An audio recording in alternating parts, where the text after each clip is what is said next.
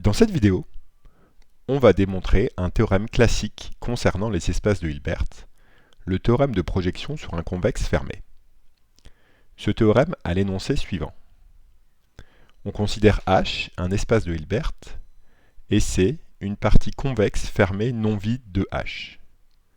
Alors, pour tout x appartenant à H, il existe un unique P de x dans C tel que la norme de x moins P de x est égale à l'inf pour y parcourant C, des normes de x moins y. Autrement dit, il existe un unique P de x appartenant à C, tel que la norme de x moins P de x est égale à la distance de x à C. P de x va s'appeler le projeté de x sur C. De plus, P de x est caractérisé par la propriété suivante. Pour tout z appartenant à C, la partie réelle du produit scalaire de z moins P de x par x moins P de x est inférieure ou égale à 0. Alors géométriquement, qu'est-ce que ça veut dire ici? Z moins P de x, c'est ça. X moins P de x, c'est ça.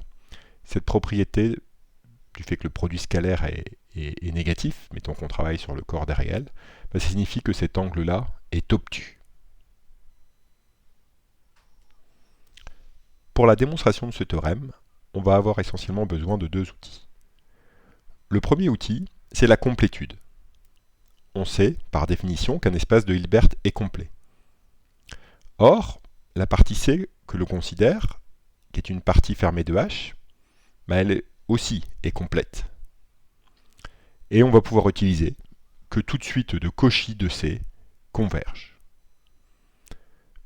Le deuxième outil, lui, est un outil d'espace de Hilbert, c'est le théorème de la médiane.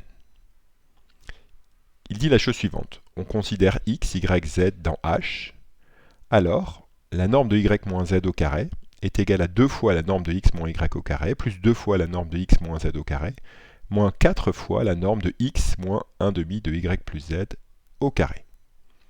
Alors, le théorème de la médiane, c'est une variante de l'identité du parallélogramme.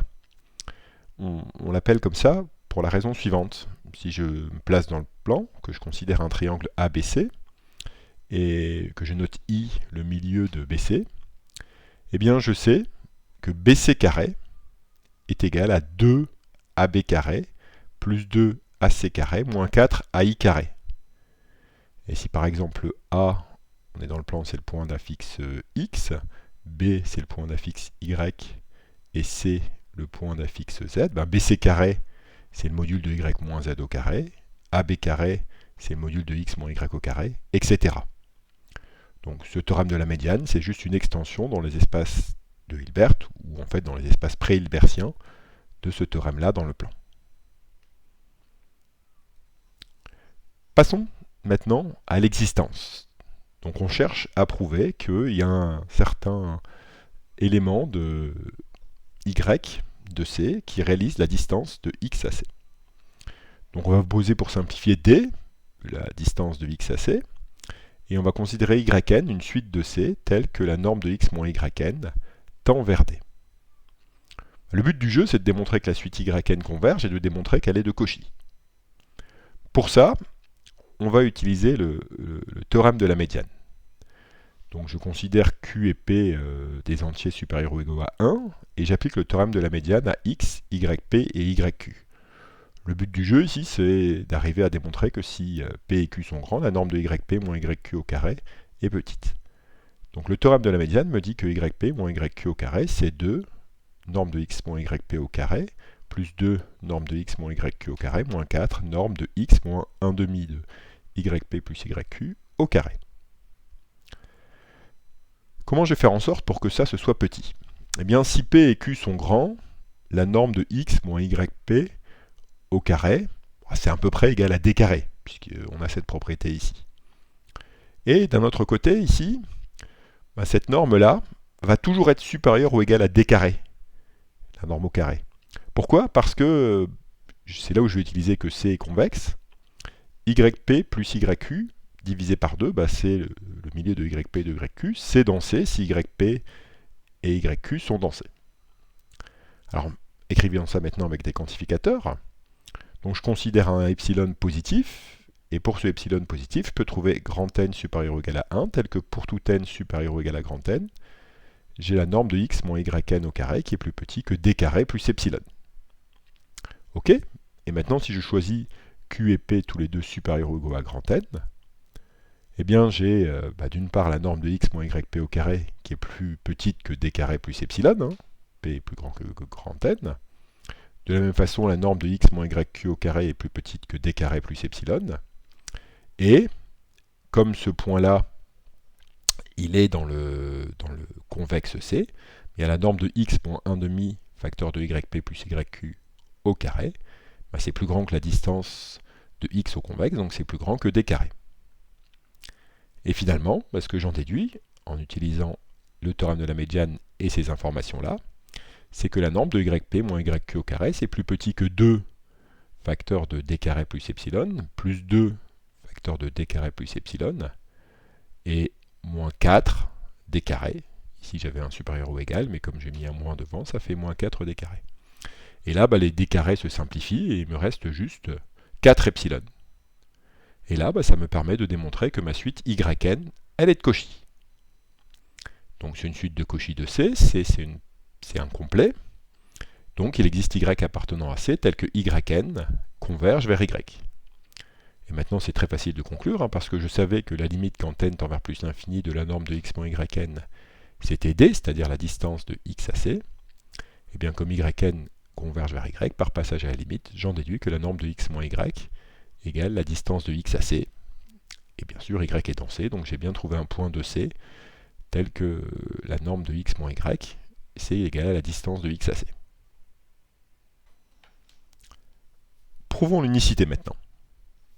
On va supposer qu'il existe y et y' dans c, tel que la norme de x moins y égale la norme de x moins y' égale la distance de x à c.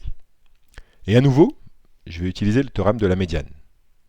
Je vais l'appliquer à x, y et y'. Et j'obtiens que la norme de y moins y' au carré, c'est 2 fois la norme de x moins y au carré, plus 2 fois la norme de x moins y' au carré, moins 4 fois la norme de x moins 1 demi de y plus y' au carré. Et je vais utiliser le même argument que tout à l'heure, en fait, que dans l'existence. Ça, en fait, c'est 2d carré, ça, c'est 2d carré. Et ça, ici, cette norme-là au carré, elle est plus grande que d carré. Et donc, finalement, j'obtiens que la norme de y moins y' au carré, c'est plus petit que 2d carré, plus 2d carré, moins 4d carré. Ça fait 0. Et donc, j'ai bien prouvé que y égale y', j'ai unicité. Et je vais pouvoir noter p de x, l'unique élément de C, tel que la norme de x moins p de x égale 1 pour y appartenant à C des normes de x moins y. Passons à la caractérisation maintenant. Alors il y a deux sens à faire. On va commencer par prouver que pour tout z appartenant à C, j'ai la partie réelle de z moins p de x, scalaire x moins p de x, qui est inférieure ou égale à 0. Alors pour ça, je vais encore une fois utiliser la convexité de C. Je sais que si je prends n'importe quel t dans 0,1, j'ai fixé mon z, 1 moins tp de x plus tz, c'est un élément de C, puisque p de x est dans C et z est dans C. Et donc, par définition du projeté, qui réalise la distance, la norme de x moins ce vecteur-là, 1 moins tpx plus tz, au carré, elle est plus grande que la norme de x moins p de x au carré. Alors, cette norme-là, je vais la calculer en la développant. Alors je vais réarranger un petit peu tout ça. Je vais commencer par dire que x moins 1 moins tp de x plus tz, en fait, je vais dire que c'est x moins p de x, et moins t facteur de z moins p de x. Donc je prends la norme de tout ça au carré, et je développe. Eh bien, j'obtiens norme de x moins p de x au carré, j'obtiens t carré norme de z moins p de x au carré. Et ici, je dois retirer deux fois le double produit, donc moins 2t, z moins p de x, scalaire x moins p de x. Et comme je travaille avec le coordinome complexe, a priori, je prends une partie réelle devant tout ça. Donc voilà le développement d'un produit scalaire usuel. Bon, mais maintenant, ça, je sais que c'est supérieur ou égal à la norme de x moins p de x au carré. Et donc, ça veut dire que cette partie-là, ici, là, que je suis en train d'entourer avec ma souris, elle va être positive, quel que soit t, dans 0,1. Alors je vais même exclure 0, vous allez comprendre pourquoi. Donc j'ai ça, j'ai t carré norme de z moins p de x au carré, moins 2t partie réelle de z moins p de x scalaire x moins p de x qui est positif. Et je vais envoyer ce terme-là ici de l'autre côté de l'inégalité. Et comme je me restreins au t dans 0,1 ouvert en 0, je vais pouvoir simplifier par t. Je multiplie par 1 sur t qui est positif. Et j'obtiens ici que 2 fois la partie réelle de z moins p de x scalaire x moins p de x, c'est plus petit que t fois la norme de z moins p de x au carré. Comme ça c'est vrai pour tout t dans 0,1, ouvert en 0, mais peu importe, je vais faire tendre t vers 0. Et en faisant tendre t vers 0, là, à la limite, j'obtiens 0. Et donc j'obtiens par t réel de z moins p de x scalaire x moins p de x qui est inférieur ou égal à 0. Et c'est exactement la propriété que je voulais démontrer. Réciproquement maintenant, je considère y appartenant à c, tel que pour tout z appartenant à c, j'ai la partie réelle de z moins y scalaire x moins y qui est inférieur ou égal à 0. Et je veux prouver que y égale p de x. Voilà, je vais considérer un z appartenant à c, et je vais en fait démontrer que la norme de x moins z au carré, elle est plus grande que la norme de x moins y au carré, ce qui me permettra de démontrer que y est le projeté. Pour ça, je vais calculer la norme de x moins z au carré, je vais passer par y, donc j'écris que c'est la norme de x moins y plus y moins z au carré, et à nouveau je développe le carré scalaire, donc j'obtiens norme de x moins y au carré, plus norme de y moins z au carré, plus le double produit, donc avec la partie réelle, 2 fois la partie réelle de x moins y scalaire y moins z. La norme de y moins z au carré, évidemment, c'est quelque chose qui est positif. Et ça, si je regarde ce terme-là, la partie réelle ici, je vois que c'est l'opposé en fait de ça, pour lequel j'avais l'hypothèse que c'était négatif. Et donc tout ça c'est positif, et donc j'ai bien démontré que la norme de x moins z au carré c'est plus grand que la norme de x moins y au carré. Donc ça veut dire que, la norme de x moins y, ça va être l'inf des normes de x moins z pour z parcourant c. Et donc, y, c'est le projeté. Je peux en conclure directement ça parce que j'ai démontré que le projeté était unique, qu'il y avait un seul point qui vérifiait cette propriété-là. Un seul point de C, bien sûr. Et ici, Y et P de X sont tous les deux dans C. Alors, pour conclure cette vidéo, je vais revenir sur le théorème de la médiane. Et on va le démontrer, ce théorème de la médiane, pour que vous voyez que ce n'est pas du tout difficile. Alors, qu'est-ce qu'on va faire? On va introduire, en fait, pour simplifier un petit peu les choses, U, le milieu ici, U égale 1,5 de Y plus Z. Et on va calculer ce terme-là ici. Norme de x moins y au carré plus norme de x moins z au carré. Et pour ça, on va faire un petit peu comme on fait depuis le début de cette preuve, on va passer par un autre vecteur, on va passer par U. On va dire que ça, c'est la norme de x moins u plus u moins y au carré, plus la norme de x moins u plus u moins z au carré. À nouveau, je vais développer les carrés, les normes au carré. Donc j'obtiens ici pour le premier norme de x moins u au carré, plus norme de u moins y au carré, plus 2 fois la partie réelle de x moins u scalaire u moins y.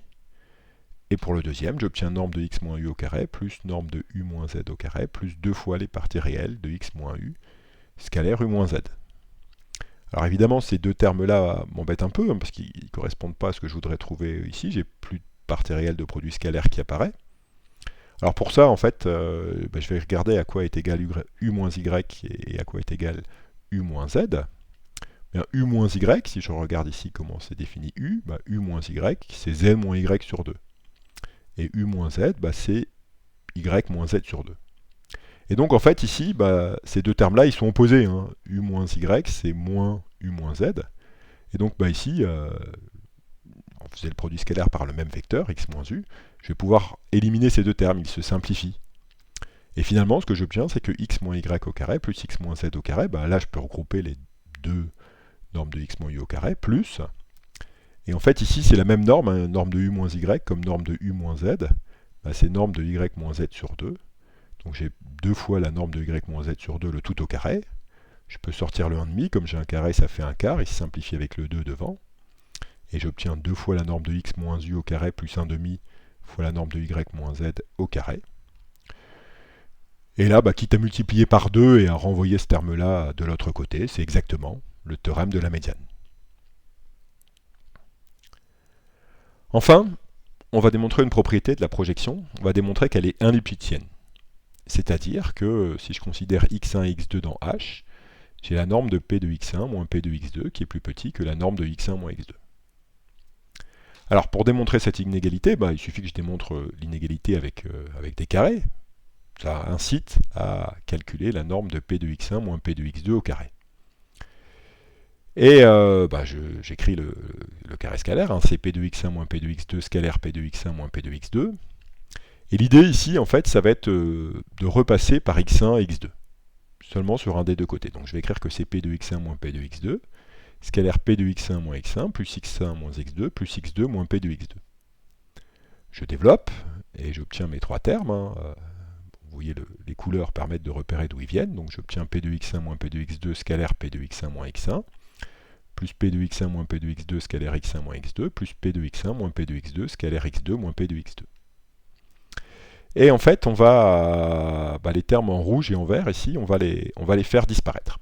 Alors comment on va les faire disparaître? On va quand même commencer par utiliser une petite astuce. Ça c'est un réel ici. Donc là ici les termes ne sont pas forcément réels, mais je peux mettre une grande partie réelle devant tout le terme de droite, et puis la distribuer. Donc je vais récupérer partie réelle de P de x1 moins P de x2 scalaire P de x1 moins x1, plus etc. Et là, ça va être plus facile pour faire disparaître les termes en rouge et en vert, parce qu'on va pouvoir utiliser la propriété caractéristique de la projection. Donc je vous rappelle, on sait que pour tout x dans H et pour tout z dans C, eh bien, la partie réelle de P de x moins z, scalaire P de x moins x, est inférieure ou égale à 0. Et si je regarde ici par exemple le terme en rouge, eh bien si j'applique cette propriété avec x1 égale x et z égale P de x2, eh bien j'obtiens que ce terme-là est inférieur ou égal à 0. Et c'est pareil pour le terme en vert. Alors le terme en vert, c'est mieux en fait de prendre l'opposé des deux membres du produit scalaire, de dire que c'est partie réelle de P de x2 moins P de x1 scalaire P de x2 moins x2. Et donc cette fois, vous appliquez cette propriété caractéristique avec x égale x2 et z égale P de x1. Et donc, ce terme en rouge est inférieur ou égal à 0, ce terme en vert est inférieur ou égal à 0. Et finalement, ce qui va rester, c'est que la norme de P de x1 moins P de x2 au carré, c'est plus petit que la partie réelle du produit scalaire P de x1 moins P de x2 scalaire x1 moins x2. Bon, la partie réelle, c'est plus petit que le module. Donc c'est plus petit que le module de P de x1 moins P de x2 scalaire x1 moins x2. Et là, je peux utiliser l'inégalité de Cauchy-Schwarz. Ça, c'est inférieur ou égal à P de x1 moins P de x2 scalaire x1 moins x2. Bon voilà, maintenant je peux conclure. Si P de x1 égale P de x2, la propriété que je voulais démontrer, elle est évidente. Et sinon, je peux simplifier ici par P de x1 moins P de x2, par la norme de P de x1 moins P de x2. Et dans tous les cas, j'en déduis que la norme de P de x1 moins P de x2 est inférieure ou égale à la norme de x1 moins x2.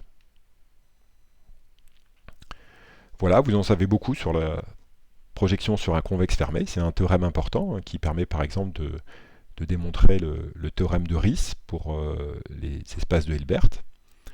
On peut aussi avoir d'autres hypothèses pour projeter. On peut se placer dans un espace par exemple qui est pré-hilbertien, donc on ne suppose plus qu'il est complet.